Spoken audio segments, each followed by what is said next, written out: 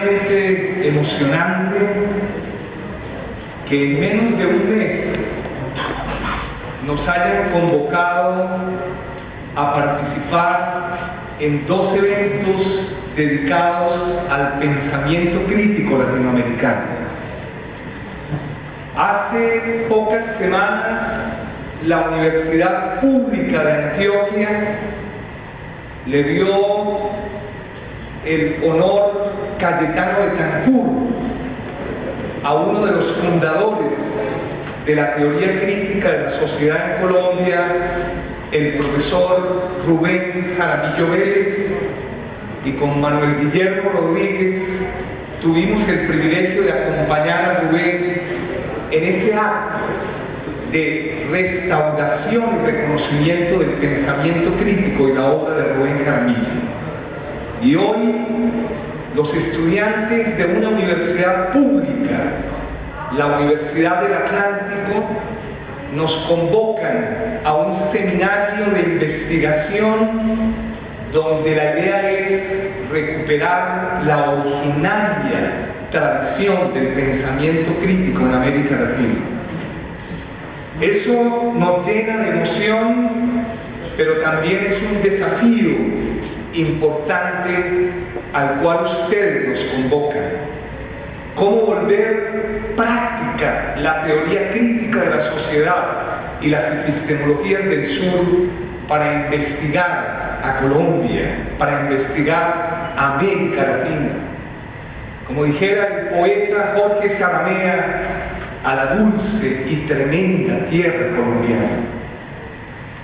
En el balance histórico que realiza el historiador marxista Eric Hobsbawm sobre el siglo XX, prevé algunas tendencias que muy posiblemente marcarán el siglo XXI, y parece que sus previsiones de ese gran historiador se están de alguna manera constatando.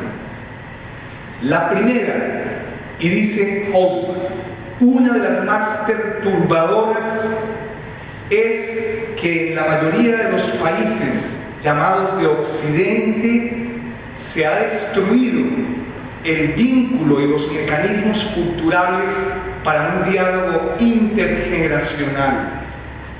Los jóvenes y las jóvenes de hoy dedican sus herramientas tecnológicas a juegos, dedican sus herramientas a otras actividades, pero nunca le preguntan a la generación anterior qué fue la masacre de la Unión Patriótica, qué fue el genocidio de la violencia en Colombia. Es decir, el siglo XXI, de alguna manera, es la previsión, será el siglo de la memoria y el siglo de las víctimas. El maestro Eric Hobsbawm, allí con su obsesión demográfica de historiador, nos recuerda que por omisión o acción la cultura occidental ha dejado 187 millones de víctimas. Quiere decir de alguna manera que filosóficamente el imperativo ético ya no es kantiano, ya no es la dignidad, ya no es la autonomía y ni siquiera la libertad.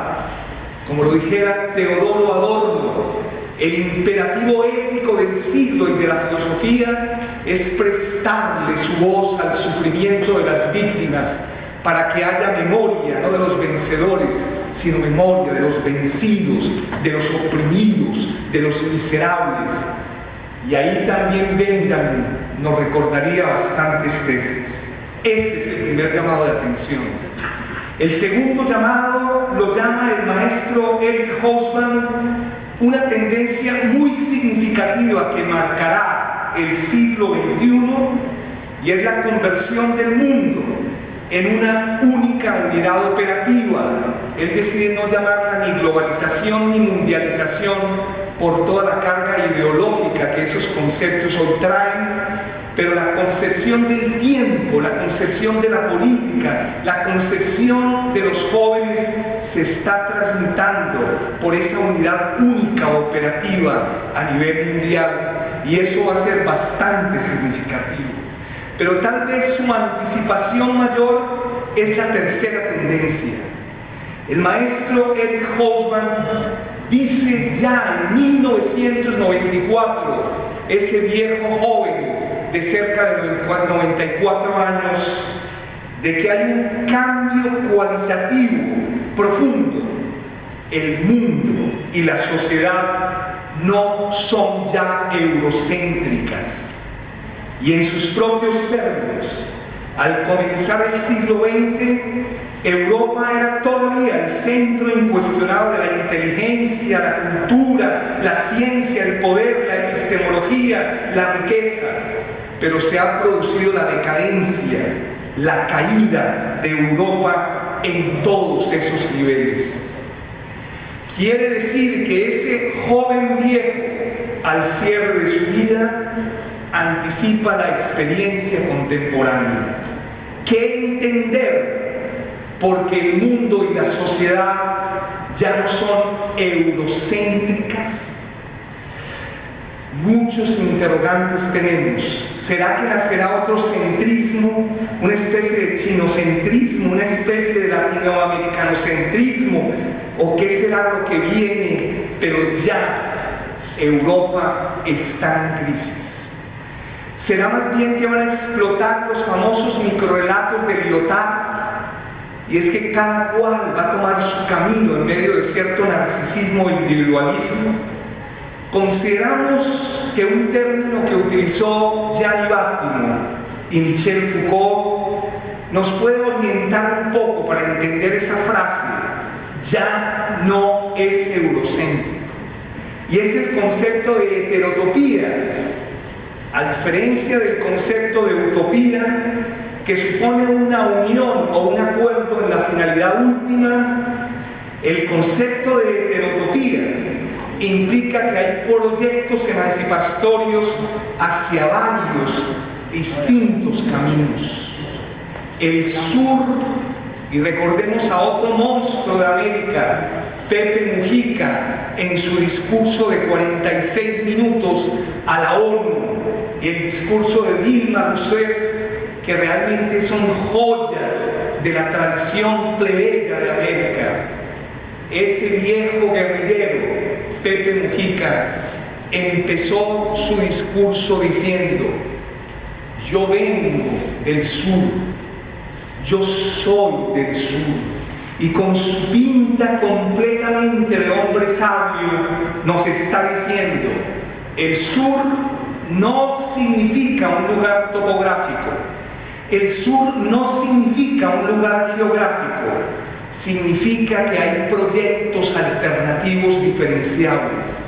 Significa que América va con voz segura y mayoría de edad a construir su destino, como dice Dilma Rousseff cuando afirma que no acepta la excusa del imperialismo de Obama por la infiltración y la invasión de la vida privada de los brasileños y del gobierno. Es decir, ya no somos eurocéntricos y ahora sí nos tocó empezar con autonomía, memoria, víctimas, justicia y reparación a construir un camino heterotópico. Ese es el destino de América. Ya no somos eurocéntricos, significa que el sur, no en el sentido geográfico, topológico o en el sentido de su desarrollo, empezó a caminar senderos alternativos, otra manera de concebir la emancipación. La transformación del mundo y de la sociedad hoy puede ocurrir por caminos no previstos por la ciencia y la filosofía occidental, previstos por nosotros en la autodeterminación plebeya de América. En ese sentido, hace ya muchos años, en Cartagena de Indias, se reunió el primer simposio sobre investigación, acción participativa. Y en ese simposio, aquí al lado de Barranquilla, nos acompañó la verdadera herencia del pensamiento crítico. A ese simposio asistieron Aníbal Quijano, Orlando Farsborda, Guillermo Hoyos Vázquez. Asistió también Paul Ockwitz, Fernando Rojas, y quien hizo toda la introducción teórico-epistemológica fue Alfredo Molano.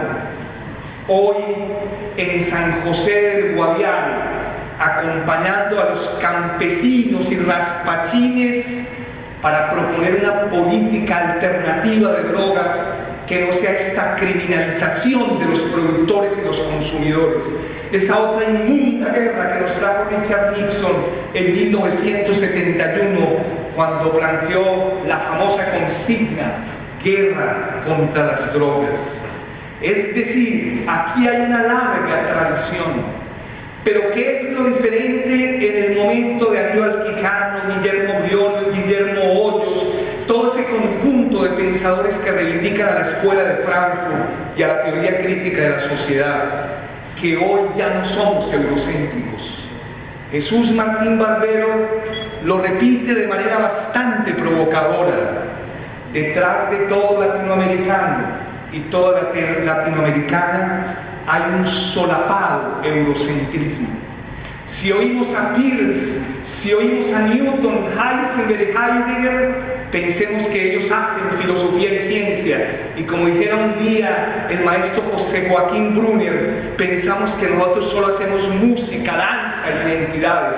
Nosotros pensamos, hacemos filosofía y hacemos crítica. Y es posible que el destino crítico de América repose sobre los hombros de los jóvenes, los indígenas y los campesinos de América. Es muy posible que hoy repose en esas subjetividades. Luego ha aparecido una generación postcolonial, sí, una generación que hay que trabajar, el decolonialismo, el postcolonialismo, pero de todas maneras con cierta distancia. No hay que cultivar solo las modas, la agudez de novedades pasajeras, no. En América hay un pensamiento profundísimo que viene desde Pedro Enrique Sureña, Alfonso Reyes, Simón Rodríguez, bueno, y empecemos, como dijera Rafael Gutiérrez Girardot, a reivindicar ese larguísimo histórico pensamiento crítico de América. Nombres que ustedes conocen: Immanuel Wallerstein, Hugo Zimmermann, Boaventura de Sousa Santos, Arturo Escobar, Lidia Grueso, Santiago Castro, etc. Muchos de ellos colombianos, que a veces son más reconocidos en Estados Unidos que en la propia Colombia. Por eso yo quisiera intervenir solamente de una manera un poco sintética. Si a mí me plantean el tema teoría crítica y epistemologías del sur, yo tendría que volver a la primera generación de la escuela de Frankfurt y fundamentalmente al maestro de ellos, el maestro Teodoro Adorno, porque hoy se disputan el concepto de crítica tres tradiciones: el racionalismo criticista de Popper, que cree que crítica es refutación y ensayos de solución, refutación y ensayos de solución, y que toda teoría, mientras aguante la refutación, es objetiva y verdadera, que es una tradición muy divulgada en ustedes, pero que tiene tradición neopositivista. Otra es la tradición de Derrida, Deleuze y Foucault, que es crítica para ellos. El maestro Foucault lo plantea claramente en su obra, que es crítica cuando responde.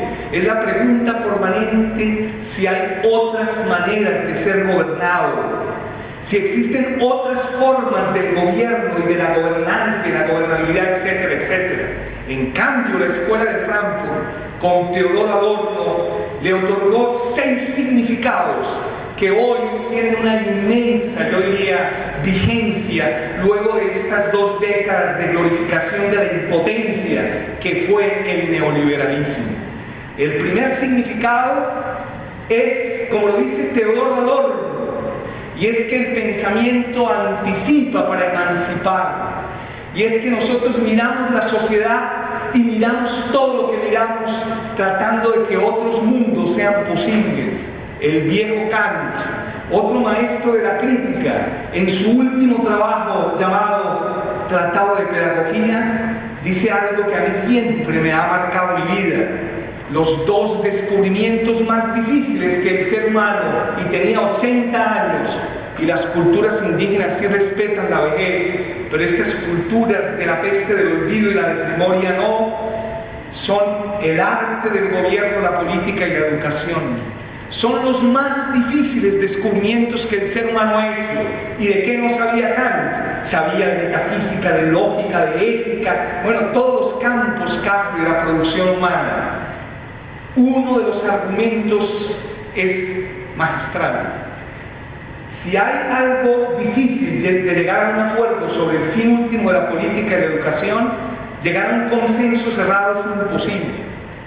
Porque la finalidad de la política y la finalidad de la educación siempre serán finalidades diversas. Pero si a mí, Immanuel Kant, me preguntaran qué fin le otorgaría la educación, respondería: educar a los niños y a los jóvenes para que reconozcan que este no es el único ni el mejor de los mundos posibles. En este sentido hay muchos otros argumentos que da el viejo Kant en ese pequeño ejercicio sobre el tratado de pedagogía, pero la teoría crítica, a diferencia del postestructuralismo y la posmodernidad y otras vertientes, considera que el pensamiento social crítico, desde que inmediatamente piensa, tiene intereses emancipatorios, tiene intereses de transformar la sociedad y el mundo, quiere no entender qué es la sociedad, sino volverla, como dice Teodoro Adorno, como lo hacía Platón y Aristóteles. Ellos no se preguntaron qué es la sociedad, se preguntaron cómo es una sociedad más justa. Quiere decir que introducía la dimensión emancipatoria y anticipatoria. El segundo elemento para nosotros, los que nos pertenecemos a la tradición frankfurtiana crítica, es que las críticas deben ser inmanentes. Cuando Marx se puso la tarea de criticar la economía política de Smith, Ricardo, Say y Kessler, los leyó de cabo a rabo. Como dice Teodoro Adorno, criticar desde afuera no critica nada. Es decir, si las críticas no son en la inmanencia de las contradicciones, es una crítica por fuera, y criticar algo por fuera y desde lejos o es vacuo, fútil o estúpido. Tercero, evitar que el pensamiento se cosifique, se mercantilice. Y esa es una frase de Teodoro Adorno. Y es que la tendencia a que el pensamiento se mercantilice, se fetichice, se reifique, se enajene, pues está desde el libro séptimo de la República de Platón. Los seres humanos nos gusta más la falsedad, la ideología y la falsa conciencia. Hombres y mujeres atados de manos, atados de pies y atados del cuello, mirando en el fondo de la caverna, convencidos que es el mundo real.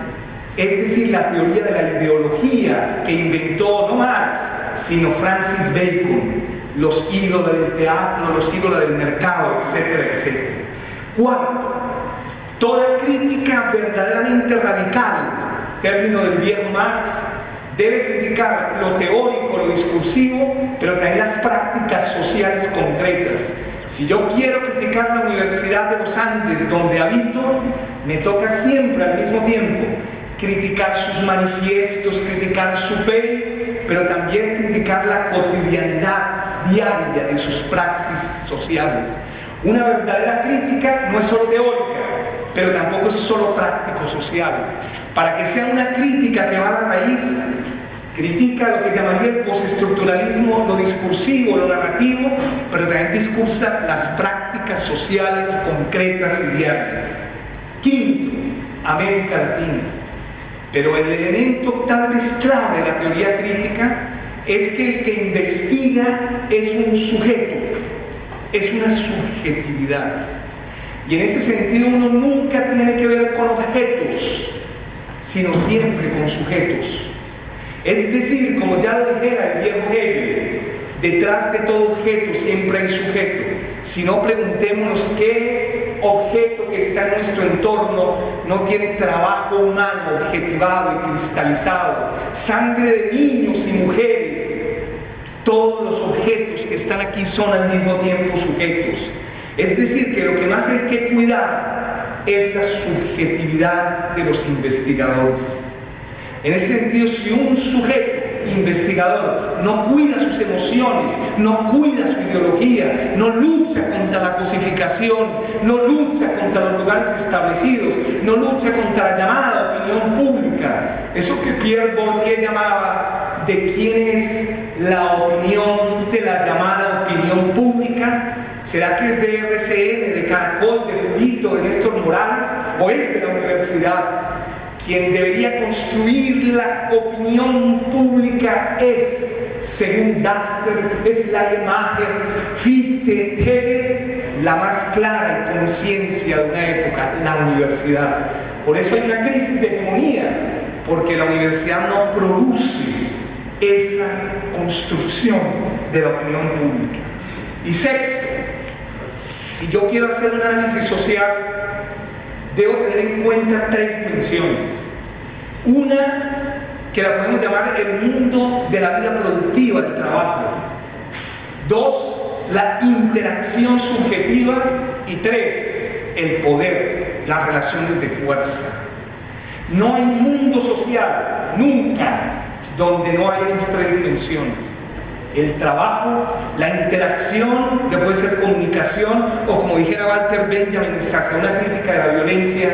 Hay que estudiar la vida cotidiana de los seres humanos para saber que se pueden resolver los conflictos humanos sin violencia.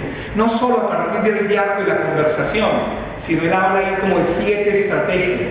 Recordemos hasta el texto del maestro Freud contestándole a Einstein: ¿se puede evitar la guerra, profesor Freud? Y Freud le contesta, eso lo bajan ustedes por internet, y le da 3 estrategias que hoy todo colombiano y colombiana debería leer. El texto de Benjamin hacia una crítica de la violencia y el texto del maestro Freud, El fin o la carta sobre la guerra.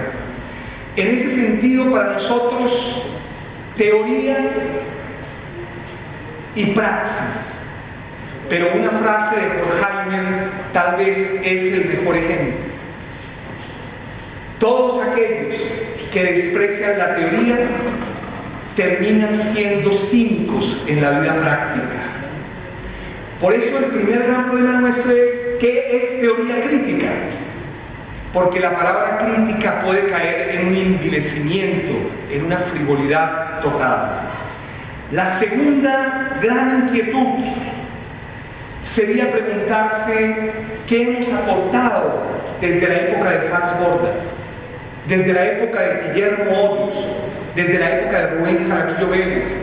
No tengamos ese síndrome aránico que tiene a veces ciertas políticas públicas, y es que no empiezan aludiendo a la memoria del pensamiento crítico. Y sin ser muy exhaustivos, uno podría reconocer que en este texto del año 77 y toda la obra de Aníbal Quijano, de Guillermo Hoyos, de Orlando Faz Borda, tienen ciertas coincidencias, tienen ciertos elementos más o menos comunes, porque son hijos de una auténtica tradición del pensamiento crítico. ¿Qué podríamos decir de Orlando Faz Borda? En mi lectura, que es una lectura muy limitada, yo diría que a él lo preocuparon siempre en su pensamiento social crítico 4 grandes problemas. El primero, la reforma agraria y el campesinado. La voz del maestro Faz Borda hoy sonaría con toda su fuerza y diría: tengo y tenía razón. En las negociaciones de La Habana, un delegado del gobierno llegó a decir: ¿pero por qué siguen usando la palabra campesinado si es una palabra anacrónica? La nueva palabra es ciudadanía rural. Nada más para que vean eso. El segundo tema, la participación popular, pero ante todo la participación popular en la investigación. Y es que los que peor investigamos son los que tenemos doctorados, postdoctorados y cosas de ese estilo, porque se vuelven son unos narcisos y megalómanos enclaustrados en sus universidades y ni siquiera salen de esos territorios casi de la megalomanía. No, la participación popular no es solo para la política, la participación popular no es solo para el enfoque de derechos, no. La participación popular es para investigar. ¿Quiénes son los presidentes y presidentas de América Latina? ¿Creen que han pasado por una universidad? Pepe Mujica, Dilma Rousseff, Chávez. Bueno, algunos sí, pero en general es como dice el maestro Álvaro García Linera. Si uno ve el mapa de América, muchos de esos países son dirigidos por la sabiduría plebeya, por la capacidad investigativa que no nace en las aulas universitarias. Y esa es una obsesión también de Orlando Hallsborg. El tercer tema que lo obsesionaba, oigan la vigencia del pensamiento crítico, es un ordenamiento territorial autonomista. Imagínense en la costa caribe decir eso. Cuando me imagino Numas Arnaldo Gil fue al Consejo de Filosofía de Atenas y dijo con voz absolutamente altisonante como la del poeta español: hay filosofía caribe. ¿Se imagina lo que pensarían en las décadas del eurocentrismo solapado?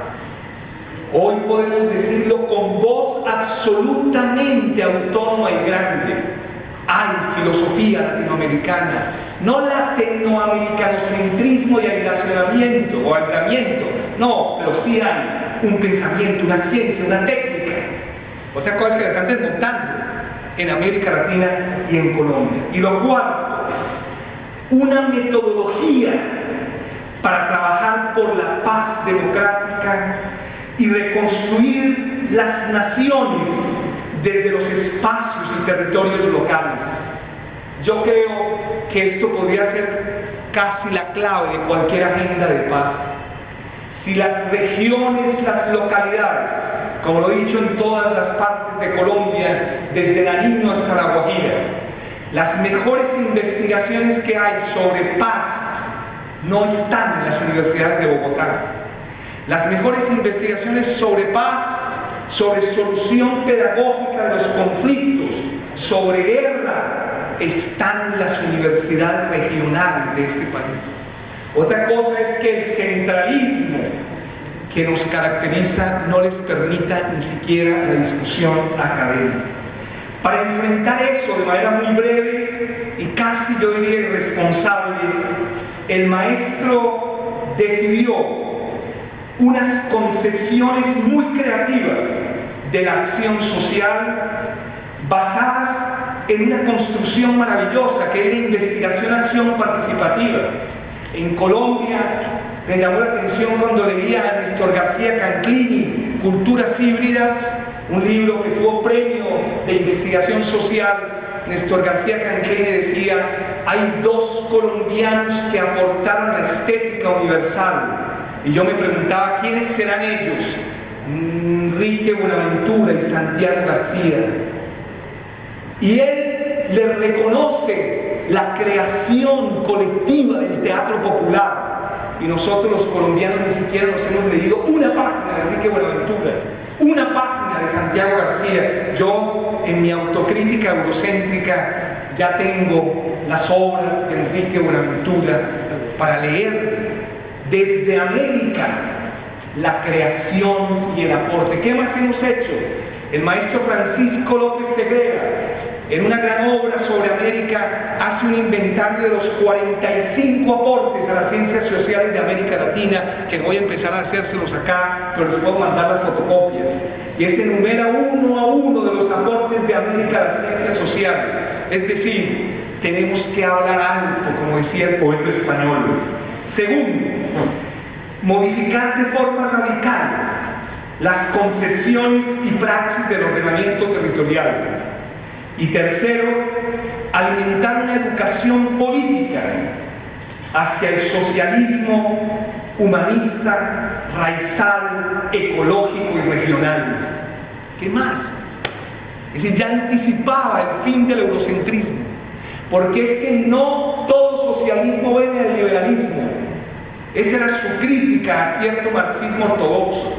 Hay socialismos que pueden inspirarse en las tradiciones Mucat Macú o en las tradiciones quechuas, quichuas, aymara, como lo hacen movimientos sin tierra, como lo hacen los movimientos de América Latina en la pelea entre Tupac Katari y Tupac Amaru, ese debate entre Felipe Quispe y Evo Morales, un debate sobre el indigenismo en América Latina en clave bastante rigurosa que Álvaro García Linera ha sistematizado en 3 obras magistrales. Pero también tenemos que hablar de las epistemologías del sur. Sí, su beta es una beta postcolonial, pero como lo ha dicho Santiago Castro, en la génesis del postcolonialismo también tiene tradición frankfurtiana. Y aquí se me había olvidado una cita del maestro Alfredo Molano desde 1977. En este libro que ya se me van a comer completamente los gorgojos, porque nadie lo va a volver a reeditar sino nosotros y nosotras. En el campo filosófico, un reto frontal al positivismo que abrió compás a la investigación, acción radical, provino de ese grupo de profesores marxistas críticos de la Escuela de Frankfurt, ante todo de Horkheimer, Marcuse y Adorno. Alfredo Molano.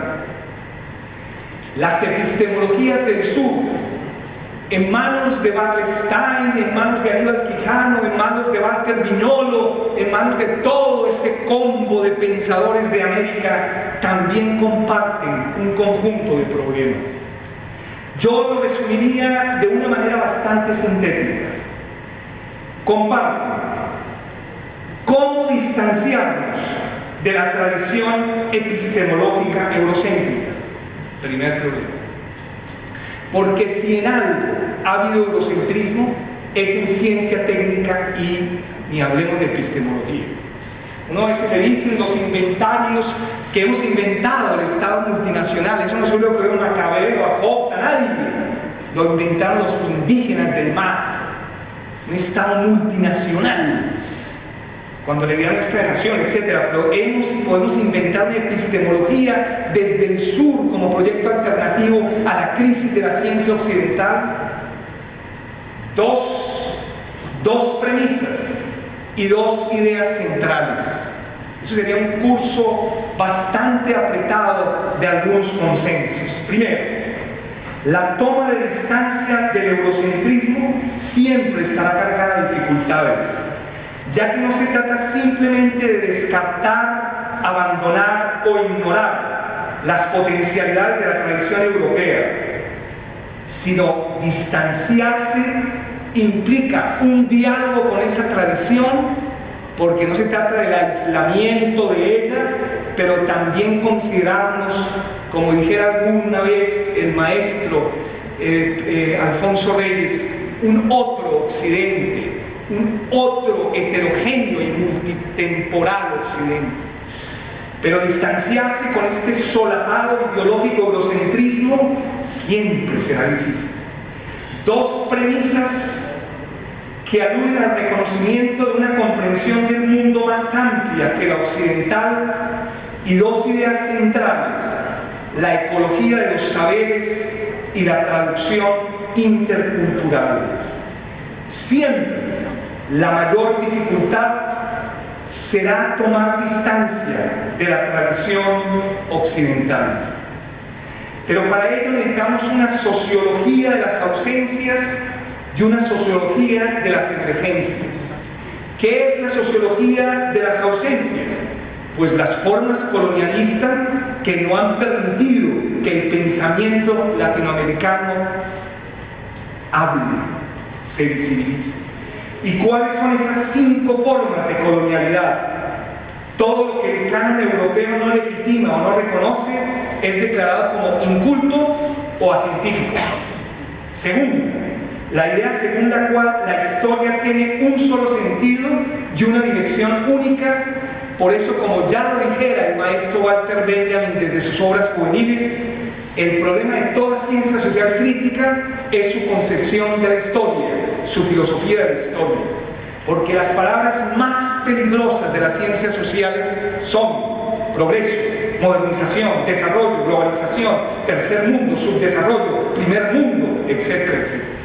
Quiere decir que si no cambiamos la concepción de la historia, no haremos una ciencia social crítica. Y ahí redimos la frase del maestro Hölderlin: allí donde crece el peligro, también nace la redención. Y es en ese sentido que la historia es el mayor peligro, pero como lo predijo Marx, también es la ciencia social más universal. ¿Cuál es el otro mecanismo? Conforma el proceso de naturalización y estereotipo de lógicas de clasificación social. Cuarto, es la lógica de la escala dominante que trabaja con el privilegio que lo europeo es lo universal, lo global, en contra de lo local, lo particular, lo regional. Quinto, es la estrategia de la lógica productivista que sanciona el crecimiento económico como el objetivo racional incuestionable. Por eso uno vuelve a oír el discurso de Pepe Mujica. Yo creo que es el discurso más antiproductivista y más anticapitalista que se ha dado en las últimas décadas a nivel universal. Es una defensa absolutamente de la vida modesta, que crecer tal vez más bien es decrecer, porque los bienes, los servicios y la riqueza nos están acabando completamente. ¿Cuál es la sociología de las emergencias? Primero, sustituir la mecánica determinista del progreso por una axiología del cuidado. En eso Foucault se parece también un poco a algunas partes de la primera escuela de Frankfurt. Y hay ciertos tonos, hay ciertas similitudes. Y es que lo que tenemos que volver es al cuidado de la vida emocional, el cuidado de la relación con el prójimo, eso que va a reivindicar la hermenéutica Foucault, la epimeleia eute, el cuidado de uno mismo y el cuidado de los otros. Subrayar cómo la calidad de la investigación depende de manera central de las dimensiones subjetivas. Eso del investigador con bata blanca, que se vuelve avalorativo y que cree que porque tiene bata blanca entonces es neutral, pues eso es el delirio del positivismo que el propio Popper le dice: todo científico es partidista, y no hay ningún científico que no sea partidista, como todo ser humano. Y lo dice Popper en su famosa lógica de las ciencias sociales. Y tercero, el reconocimiento también de las raíces emocionales de los propios conceptos teóricos. Sí, detrás de esta reivindicación habermasiana de la solidaridad, o detrás de esta reivindicación del lenguaje, también hay una preocupación necesariamente por la vida emocional. Los griegos, ¿a quién le daban el cuidado de las emociones? Nunca a la filosofía, a la ciencia y la técnica. Los griegos eran tan rigurosos como lo es cualquier cultura arhuaca o kogi, que se lo entregaban a la experiencia más dura del arte, el teatro trágico. Las verdades más profundas de la existencia emocional solo se aprenden en la dimensión estética de la tragedia, no de la comedia. Por eso, como dice Néstor García Canclini en esa bellísima obra Las culturas híbridas, en las ciudades de América Latina hay dos tipos de teatro. En los centros de las ciudades, el teatro libre, el teatro La Candelaria, esos teatros siguen presentando teatro trágico. Y en las afueras, no en la posilga de los pobres, en la posilga de los ricos, el teatro para reírse, la ironía, la bufonada, la frivolidad, lo light. Dos teatros, uno económicamente rentable, el otro no. Porque el arte trágico enseña las verdades, y tal vez la verdad sirenaica más profunda: la vida no tiene sentido, tenemos que inventarle sentido. Un poco en el sentido del maestro Nietzsche en El nacimiento de la tragedia. Y para terminar, creo que las epistemologías del sur, que repito, no es una categoría geográfica, ni una categoría topológica, ni una categoría de minoría de edad ante el norte, sino es la heterotopía del retorno socialista y emancipatorio de América. Es el volver a hablar, no solo de ciudadanía, como hablan todas las teorías políticas, sino hablar, como dijera Marx, en la cuestión judía. La pregunta central no es quiénes van a emancipar a quién y quién va a emancipar a quién, si la naturaleza y la clase de emancipación que estamos hablando.